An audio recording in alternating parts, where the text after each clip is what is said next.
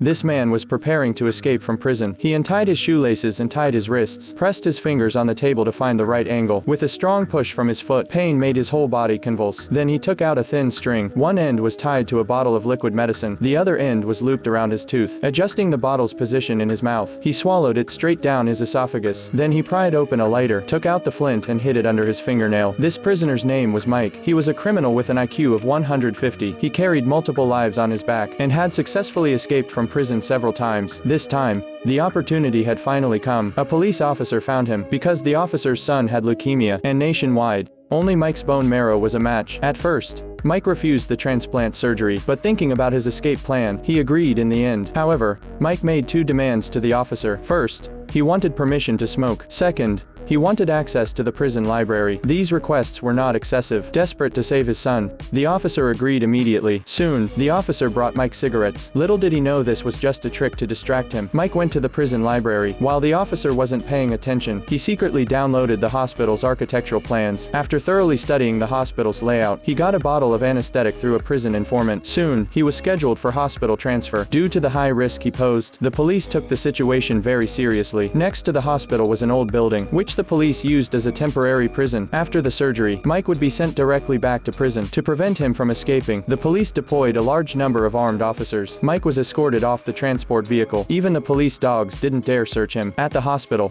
Mike even greeted the officer. Because of the medicine bottle in his esophagus, his voice sounded different, but the officer, focused on saving his son, didn't pay attention to this detail. During the surgery, the doctor requested to remove his handcuffs. Otherwise, they couldn't extract the bone marrow. The officer had no choice but to unshackle him and lay him down. Slowly, he adjusted the position of his fingers. Then, something unexpected happened.